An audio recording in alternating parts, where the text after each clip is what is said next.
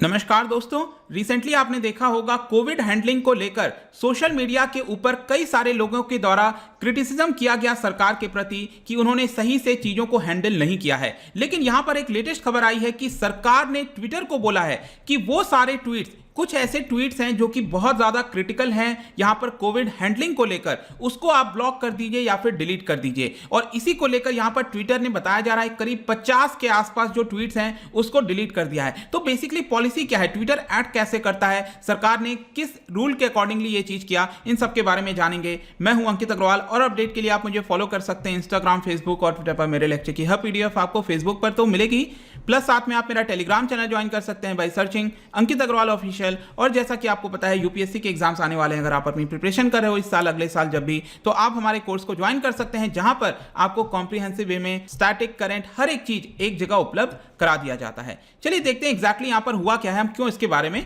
Discuss कर रहे हैं। तो बेसिकली ट्विटर ने करीब बताया गया है कि 50 ट्वीट्स के आसपास उसको यहां पर हटा दिया है। अब हटाने का मतलब यह है कि उसको भारत में यहां पर व्यू नहीं किया जा सकता, मतलब वो ट्वीट्स को आप भारत के अंदर नहीं देख सकते, लेकिन भारत के बाहर, इंडिया के बाहर फॉरेन कंट्रीज में वो स्टिल देखे जा सकते हैं। और ये ज्यादातर ट्वीट्स बताए जा रहे हैं कि यहां पर जो मोदी सरकार है उनके खिलाफ यहां पर कई सारे क्रिटिकल कमेंट्स किए गए थे, उन्हीं ट्वीट्स को यहां पर ब्लॉक किया जा रहा है। अब ये सारी चीजें बेसिकली इस तरह से निकल कर आती है, एक डेटाबेस है जिसका नाम है ल्यूमेन डेटाबेस। बेसिकली इसके अंदर क्या होता है कि जो भी अलग अलग देशों के अंदर जो सरकार है, जब भी किसी सोशल मीडिया कंपनी को कहती है कि आप ये एक्शन लीजिए, तो उसके बारे में पूरा यहां पर उनके द्वारा डेटा जुटाया जाता है। ट्रांसपेरेंसी इनिशिएटिव है बेसिकली, हार्वर्ड यूनिवर्सिटी के अंदर यहां पर एक सेंटर है, उसके द्वारा चलाया जाता है इसको। और उन्हीं के द्वारा यहां पर बताया गया कि यहां पर सरकार ने जो है, भारत सरकार ने कई सारे ट्वीट्स को यहां पर बोला कि ट्विटर उसको हटा दे, ब्लॉक कर दे।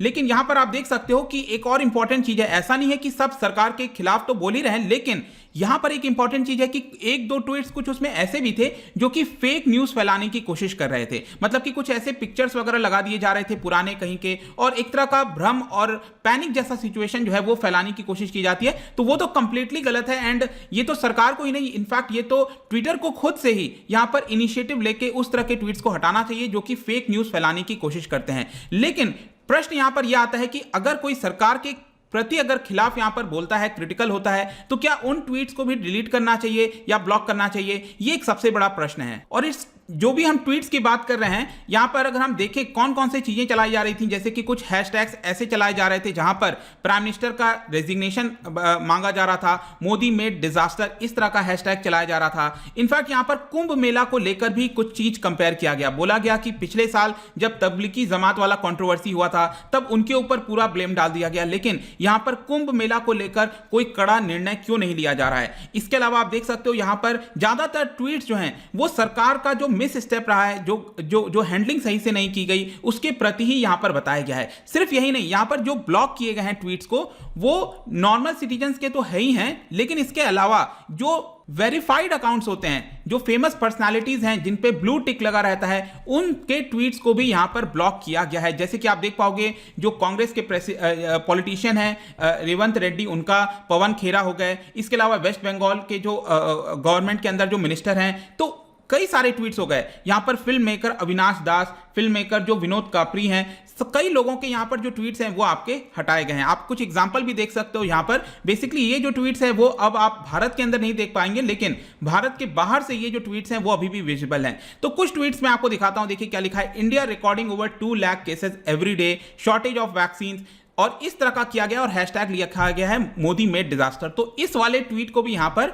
ब्लॉक कर दिया गया है। इसके अलावा पवन खेरा जो कांग्रेस के पॉलिटिशियन हैं, उनके द्वारा भी यहां पर बोला गया, और जो कुंभ मेला तबलीगी जमात को एक तरह से कंपेयर किया गया यहां पर। इसके अलावा यहां पर एक और आप देख सकते हो, वेस्ट बंगाल के मिनिस्टर, उन्होंने एक पिक्चर भी डाला यहां पर, when death bodies were burning, यहां पर एक तरह से ब्लेम किया जा रहा था डायरेक्ट प्राइम मिनिस्टर को। तो इस तरह के जो ट्वीट्स हैं उसको भी ब्लॉक कर दिया गया है। और यहां पर ट्विटर का क्या कहना है, देखिए ट्विटर ने पब्लिकली ऐसा कोई स्टेटमेंट नहीं दिया है, लेकिन क्या होता है कि जब भी ट्विटर इस तरह के एक्शन लेता है किसी भी पर्सन के अकाउंट के खिलाफ, अगर उसके ट्वीट को हटाया जाता है, कुछ भी होता है, तो ट्विटर डायरेक्टली उस पर्सन को यहां पर मेल लिखता है, उसको बताता है कि यहां पर हमने आपके ट्वीट को क्यों हटाया, क्या वॉयलेशन हुआ है इंडियन लॉज का, क्या नहीं हुआ है। तो यहां पर जो ट्विटर ने मेल भेजा है इन लोगों को कि उसने ब्लॉक क्यों किया है, तो यहां पर आधार दिया जा रहा है इंडियन आईटी एक्ट 2000 का। इसके तहत यहां पर इन सभी चीजों का पर एक्शन लेना पड़ा है। और यहां पर आप देख पाओगे एक ट्वीट है और इसी को लेकर डिलीट कर दिया गया, और यहां पर ट्विटर ने मेल लिखा है इस पर्सन को और ये बोला है कि in the interest of transparency, मतलब ट्रांसपेरेंसी रखने के लिए हम आपको मेल लिख रहे हैं यहां पर, और ये जो ट्वीट है उसको हमें हटाना पड़ेगा because of the request from Indian government, किसके under, Indian IT act, information technology act 2000 के अंदर। लेकिन ये ऐसा नहीं है कि पहली बार हो रहा है, रिसेंट टाइम्स में अगर आप देखोगे तो कुछ समय पहले आपको याद होगा कि फार्मर्स के द्वारा प्रोटेस्ट किया जा रहा था, काफी तेजी से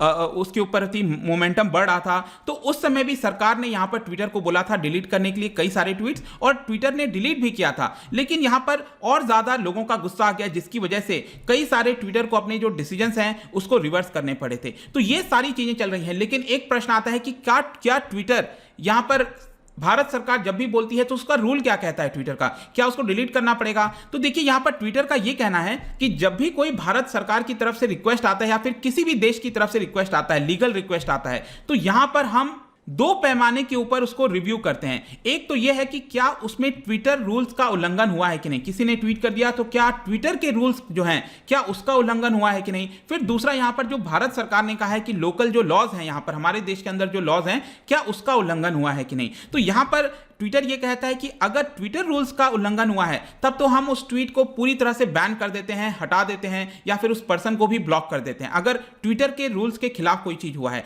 लेकिन अगर उस देश के अंदर जो कानून है, जैसे हमारे यहां पर आईटी एक्ट हो गया, इसके अंदर अगर कोई चीज है उसका उल्लंघन हुआ है तो वो सिर्फ भारत के अंदर ही ब्लॉक किया जाएगा, भारत के बाहर से स्टिल लोग उसको देख सकते हैं। और ट्रांसपेरेंसी रखने के लिए हम डायरेक्टली उस पर्सन को इसके बारे में इन्फॉर्म कर देते हैं। तो ये रूल कहता है ट्विटर का। और इसके अलावा ट्विटर का ये भी कहना है कि हम बाई एनुअल रिपोर्ट लेकर आते हैं, ट्विटर ट्रांसपेरेंसी रिपोर्ट, जो कि अगेन वो मैंने आपको बताया था ना स्टार्टिंग में, ल्यूमेन, तो उसके अंदर पब्लिश किया जाता है, उनके द्वारा पब्लिश किया जाता है। ये साल में 2 बार रिलीज होता है कि जितने भी सरकार के द्वारा विश्व में जितने भी रिक्वेस्ट आए हैं उस रिक्वेस्ट के बारे में यहां पर पब्लिश कर दिया जाता है कि भारत सरकार ने इतने लोगों को ट्वीट्स हटाने के लिए कहा, ऐसा ऐसा हुआ, तो वो पूरी जानकारी आपकी साल में 2 बार दी जाती है। तो यहां पर प्रश्न है कि क्या अगर कोई क्रिटिकल भी होता है तो क्या जो है सरकार को इन ट्वीट्स को डिलीट करना चाहिए, क्योंकि ये समय शायद उससे ज्यादा है कि हमारा ध्यान कोविड के ऊपर जाए, उसकी चीजों के ऊपर। हाँ, अगर कोई फेक न्यूज फैलाता है, मेरा पूरी तरह से मानना है सरकार ही क्यों, यहां पर ट्विटर को खुद से ही उस चीज को तुरंत निगरानी रखनी चाहिए। इतनी बड़ी कंपनी है,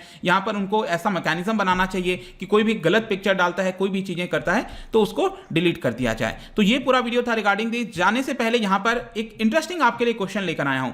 सोवियत कॉन्स्टिट्यूशन 1936 में, जो यूएसएसआर था आपका, 1936 में जो सोवियत कॉन्स्टिट्यूशन था वो इन 4 में से किसको फ्रीडम ऑफ स्पीच ग्रांट नहीं करता था? ठीक है, तो थोड़ा सा अगर आप लॉजिक लगाओगे तो आई एम श्योर ये क्वेश्चन आपसे हो जाएगा। इसका जो राइट आंसर है आपको पता ही है, मेरे इंस्टाग्राम पर तो आपको मिलेगा ही, वहां पर अगर आप नहीं हो कोई बात नहीं, टेलीग्राम से भी आप इसका राइट आंसर ले सकते हैं। मैं कई सारे एमसीक्यूज यहां पर डालता रहता हूं स्टोरीज के फॉर्म में, आप जाकर प्ले कर सकते हो। अगर आप मुझसे इकोनॉमी पढ़ना चाहते हैं, कोई भी कोर्स परचेज करना चाहते हैं, स्टडी IQ ऐप पर जा सकते हैं। आई होप की वीडियो आपको पसंद आया होगा। मिलता हूं आपसे next time, till then thank you very much, see you soon.